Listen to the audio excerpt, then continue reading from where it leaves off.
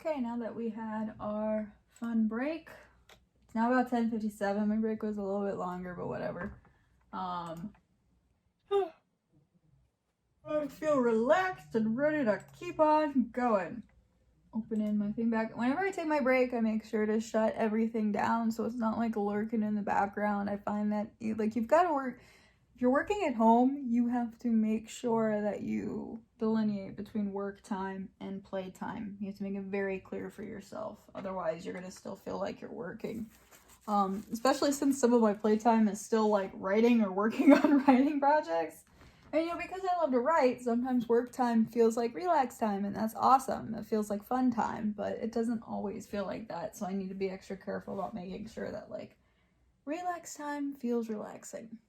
I can't tell if my neighbors are fighting or if they're watching TV where two people are arguing. I kind of want to eavesdrop, but I know that's rude. I should write instead of trying to eavesdrop with my neighbors. Okay, I'm at 28,800. Boom shakalaka. About to finish this chapter. My boyfriend's gonna go get champagne so we can celebrate the presidential election being over. My boyfriend definitely exists. It's not me door hopping, ordering. Is it door hop? What's it called? Usually I listen to music. So I'm gonna do that really quick. I didn't listen last time because I was enjoying talking to y'all. But I need some music to ride to. Sometimes this is more trouble than it's worth though, picking out music that'll actually help you focus. And then setting up the Bluetooth is a bitch, so I don't know, maybe I should just try to write, but usually music helps me focus. Are we supposed to be in the future? Why is it so hard? It's 11 now, so honestly, I'm not gonna use this timer because it doesn't go off anymore. I don't pay attention to it when it goes off. I'm just gonna write till 12:30. But I gotta write that down that I'm writing till 12:30. I will forget. My next one is a Regency Christmas, so I like listening to Regency music.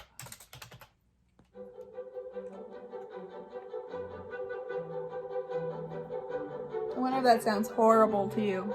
Alright, that's perfect. No stalling. I have to write now. Okay, we're gonna do it.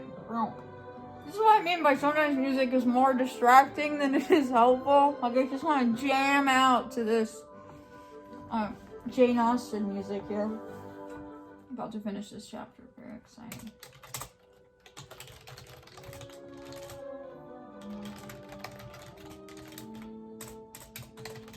Yeah, finish a chapter. That was chapter 12. I actually have to redo my outline a little bit. So my outline was originally for 21 chapters. And I'm gonna mute this while I tell you this because it's absolutely jamming as this music is. I don't want it to be distracting while I'm trying to talk to you. So I'm gonna have to redo my outline a little bit. And you have to be prepared to do that, especially if you're trying to just don't be too stuck to your outline. Especially if you're trying to jam something out really quick. If I had more time to think about this, or I didn't have a word, I wasn't trying to hit a word count minimum. If I knew, if I was just gonna write, however many words, but I really am on a time crunch here, so I have to keep it to that 40K. And I'm at about 28,000 right now, about to hit 29. And I'm on chapter 13, and there's supposed to be 21 chapters. And I actually already edited this a bit. Originally, I planned 21 chapters, and then I changed it.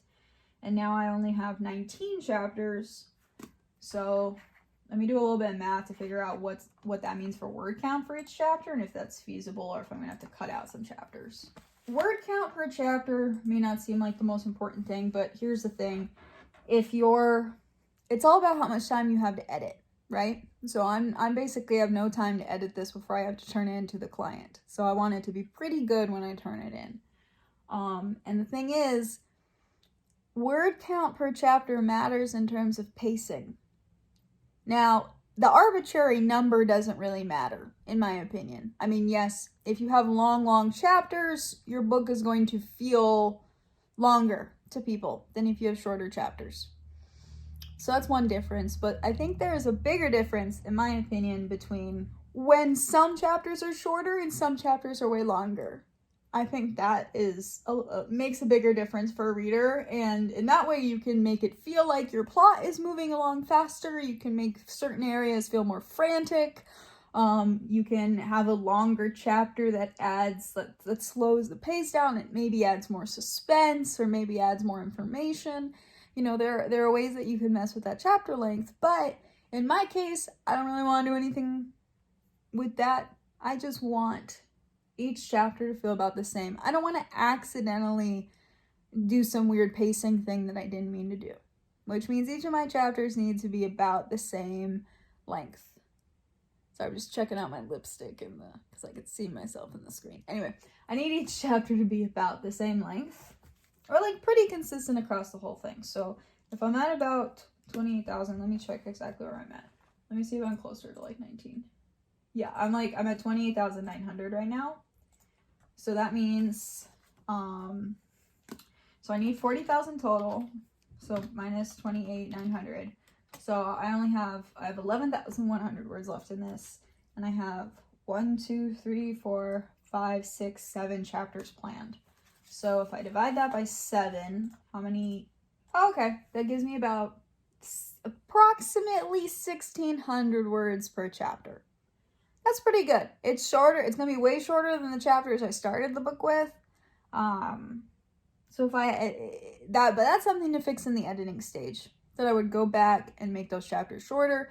And if it's a big problem, then my editor will say so and we'll work on it later. But right now I'm just trying to get this first draft done to turn into my editor. So from here on in, my chapters need to be around to like hit or almost hit 1,600 words. So I kind of know how many I need to do to move on to the next chapter. Sometimes I have to watch myself because I'll do way more word count at the beginning with the earlier chapters, and then it makes it way harder to shove the ending in. I think I mentioned this already. So this is one way that I keep track of my pacing, figuring out how much word count do I have left in my total word count goal, and then what is that for each chapter, so I don't linger on any particular chapter and like overspend my word count on that specific chapter. Cool. All right, let's actually write it now. All this bookkeeping and such. We just want to write. I don't know what accent that was. It wasn't good though. 11:11, make a wish. This is exciting. This is the chapter where they admit they're gay, which really shouldn't have taken this long, because they've both been very obvious about it so far. But again, I love romance novels. Sometimes people wonder if you should like edit as you go a little bit. I do a little bit. Like if I notice that I've used the same word 3 times in a paragraph, I'll think of a synonym really quick. Just really quick things though. Like if I look at a paragraph and I'm like, I won't even look back at a whole paragraph. It's just literally things like, am I reusing a word over and over? Does a sentence just literally not make sense? I'm not going back and analyzing anything.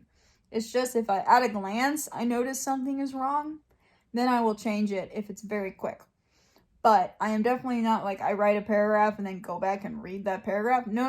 That paragraph is written. You keep on moving. You keep on trucking. Okay, this Regency music is too intense for me, so we're gonna try Café de Paris, because I listen to the Paris playlist a lot and pretend that I'm in Paris writing books. I'm halfway to the dream.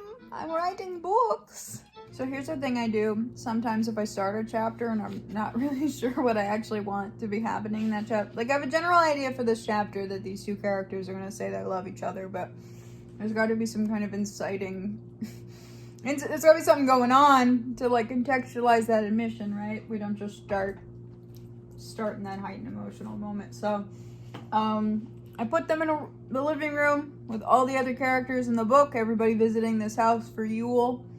And I just did kind of a roll call.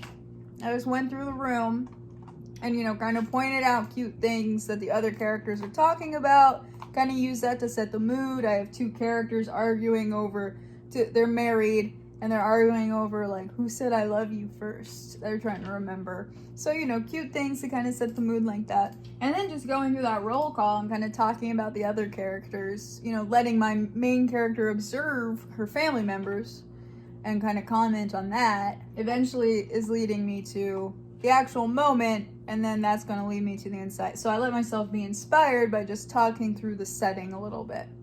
And again, maybe this is something that would not stay in a final draft necessarily. I'm setting the scene up for myself and letting myself be inspired by the characters that are in it and letting the story flow from the elements that are already present, rather than refusing to start the chapter because I don't have like the perfect scene already in my head.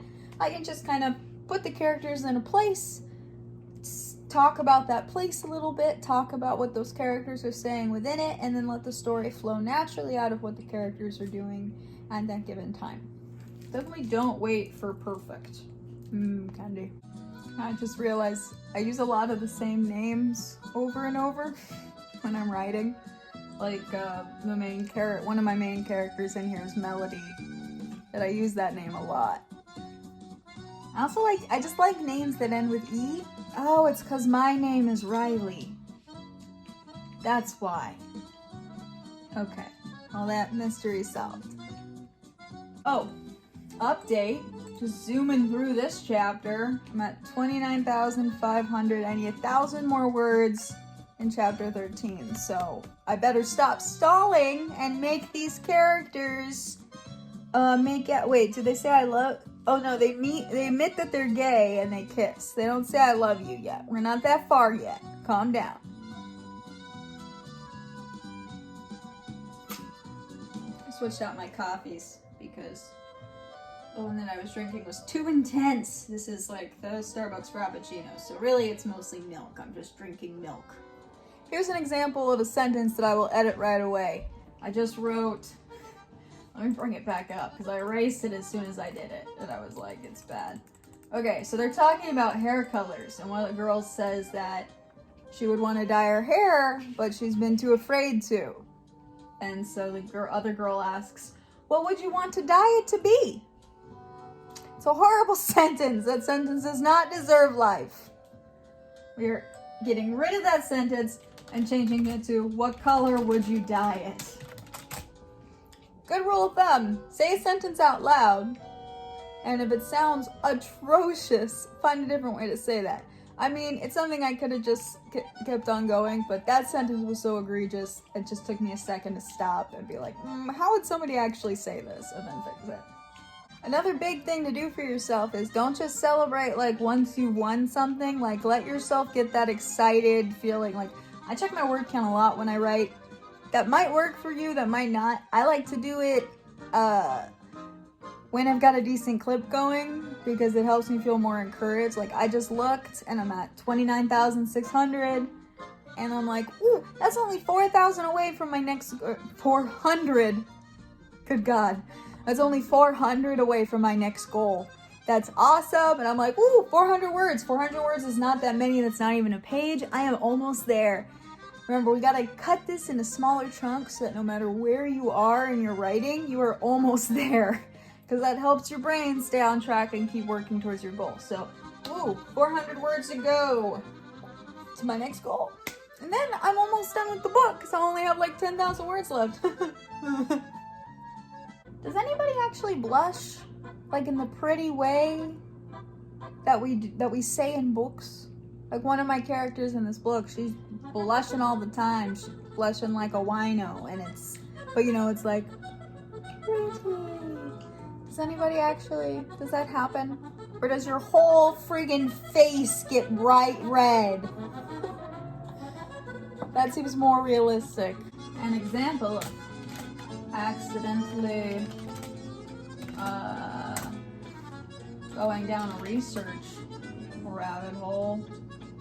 I want my characters to try to color one of their hair, and then they can be cute, you know, they'll be all giggly like over the sink or whatever and touching each other, and then that can turn into smooches, right? I'm clever, but now I have to figure out, like, does she already have the hair dye in her house? Or are they gonna make it? Because, you know, we're witches. She could probably know how to make hair dye. But now I'm gonna have to make this, like, not take 10 years of research. Let's see. Try carrot juice, Jesus Christ. You want to give your hair a reddish orange tint. That sounds like it's not gonna work. I can use henna. That's cool. Let me look that up. How is it? Hair dyed with henna. Oh, that looks pretty. But would they just have henna? I just have henna. I have the hiccups now. It's upsetting. The hiccups are the bane of my existence. I hate them. Literally looking at this beetroot and carrot juice video to see if this would work. Why? Like, why? You know? They can just have I'll just say she has red hair dye in the house. This whole video is like her just chopping carrots and beet juice. She doesn't show what color turns your hair. She just chops carrots. I gotta get some water to fix these hiccups before I lose my mind. And I'm just gonna have them have temporary red hair dye. Maybe they have it from Halloween. Samhain. Samhain? It's not Samhain. Samhain. I think it's pronounced Samhain. Anyway, luckily, I don't have to know how to pronounce anything to write it down. Yeah, I'm just gonna have them have temporary hair dye from when they dressed up during Halloween. Did not need to look up everything about beet juice. This is what I'm saying. You gotta avoid the research rabbit hole. 25 minutes on my next break. 25 minutes. I got this. I'm gonna try to deal with these hiccups. I just said 30,000 words. Woo, time to cross that off. My checklist. I'm hoping that my rate gets a little bit faster. It's going pretty good. I mean, this is pretty good, but I really don't, you know, at this rate, each hour and a half session takes me about 2,000 words. And I have, you know, 10,000 more words to write. So I don't really want to do 5 more sessions on this book. But, you know, I'm going to do my best to stay focused. Keep chug-a-lugging. Try not to light a building on fire because I'm angry about these hiccups. I hate hiccups. That's my angry cat noise. I don't have any pets, so I have to, you know, supplement that area of my life for myself. 20 minutes to my next break, and only 500 more words to the end of this chapter. So let's see if I can get to the end of this chapter before my break. Not, that's okay, because it's always fun to start a new writing session accomplishing a goal. So it's fun to start a session if you're like just about to get to the end of a chapter, just about to hit your next 2,000. It really helps you feel energized as soon as you start that next session. Yeah, I'm almost certainly having too much sugar and caffeine. But we continue on nonetheless.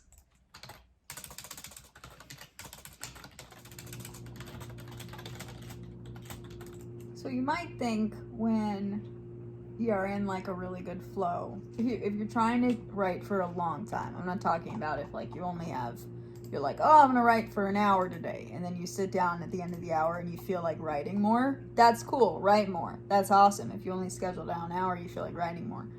I'm talking about what I'm doing right now, which is this like marathon, like, and I have to write like 10,000 more words before I can even stop like writing and like take a break for a bit and then start on my next book.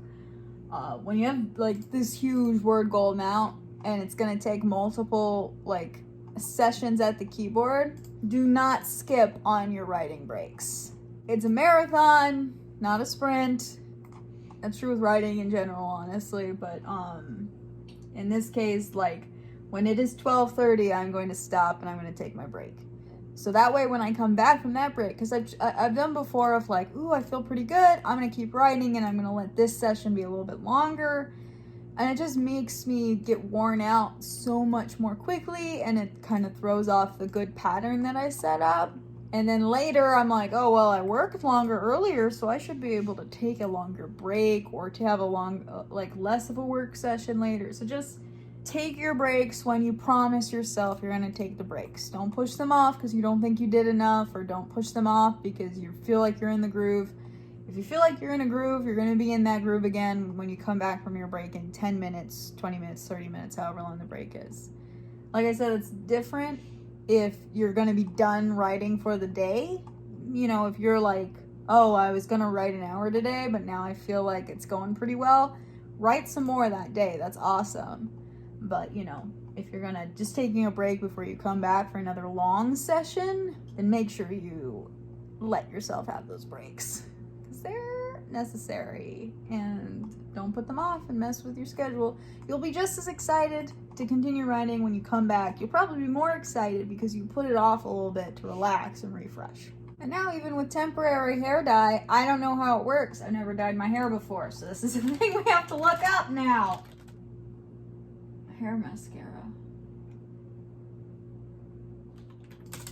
I like Halloween hair dye. Oh my god, no, I don't want free shipping. Okay, so it's like hairspray would be the best option here for what they're trying to do. Okay, how do I use hairspray? Oh my god. How to use hair color spray. I mean, I guess you just spray it. But you just spray it on. You spray it on. It's late. So what exactly is a temporary hair color spray? Hair color sprays are, as you may have guessed, spray on hair colors that aren't permanent. I guess I'm the one looking this up.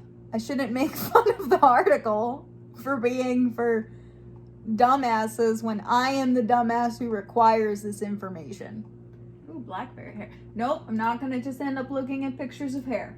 I'm not just going to end up looking at pictures of hair. I'm going back to my writing. Cool. You just spray it on. I feel silly for having to look that up. You just spray it on. To give you an idea of where I'm at mentally right now, I just spent a moment getting confused about something in my peripheral vision until I realized it was my nose. So this is where we're at. Well, we're almost at our next break. Oh, and we're almost done with this chapter, but I haven't made them smooch yet. I really gotta stop. I gotta stop beating around the bush. They gotta smooch. It's time to smooch. Is a sassy head waggle a thing? I'm gonna assume it is. With a sassy head waggle. Okay, it's time for my break. I just reached the word count goal for this chapter. I'm not quite done, like, action-wise. Like I said, sometimes I tend to loiter a bit before I get to the main action. So when I come back from my break in 30 minutes at 1 a.m., they will smooch. They will be smooching very quickly. And then we'll very quickly move on to the next chapter. So I don't overload this chapter with word count. And then have to figure out later how to cut a whole nother chapter. I already cut 2 chapters out of my outline. So we shall see. I guess being farther than I want in my word count is not a bad problem to have, but we shall see. Further evidence that my boyfriend does indeed exist. He brought me sausage.